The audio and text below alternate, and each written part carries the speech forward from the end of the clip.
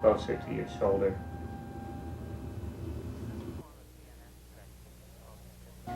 Another form of PNF stretches is called reciprocal inhibition, and this is used for muscle cramps. One common area to cramp is gastrocnemius and soleus muscles, and their action is by pulling on the Achilles tendon, they'll plantar flex the ankle. Now, some people will talk about forcefully stretching out a muscle cramp. I don't like to do that because of a muscle spasming. It could tear muscle fibers. Instead, what I like to do is hold the client's foot in a dorsiflex position, and then, Benny, what I want you to do is raise the front of your foot against my resistance. Right now, Benny's using her tibialis anterior to try to dorsiflex the foot. And the way the nervous system is wired is that when one muscle contracts, the opposing muscles are told to let go. So this will cause an immediate release of a cramp in the gastrocnemius and soleus. And this principle, called reciprocal inhibition, can be used anywhere in the body. If you have a muscle that's cramping, hold the person in that cramped position and then have them use the opposing muscle in an isometric contraction, and it will cause it to release. We can also use this for a muscle cramp on the bottom of the foot, the intrinsic flexors for the toes, just by holding the toes down like this, and then, Benny, I want you to raise your toes against resistance. And by using the toe extensors, it will cause an immediate release of the toe flexors. We'll also show this on other areas of the body. Now, sometimes runners will get cramps in the hamstrings or in the quadriceps groups. And fortunately, these are very easy to treat with reciprocal inhibition. If the cramp is in the hamstrings, we just need to remember that the hamstrings will flex the knee. So what we have the client do is try to extend the knee against resistance. So I want you to bring your foot back to the table. Now, Benny's using her quads, and so her hamstrings are being told to let go.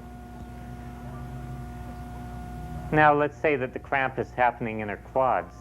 What we would do is have Benny use her hamstrings in an isometric fashion. I want you to bring your heel toward your buttocks. And so as Benny's using her hamstrings, her quads are being told to let go. So this can cause an immediate release of a muscle spasm there.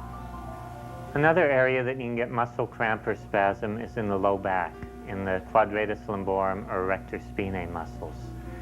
We had this happen to a student in class once that got a back spasm, but fortunately we knew what to do. You get the client to have their knees up and put your hands on their shoulders. And then what I want you to do, Benny, is to try to sit up against my resistance.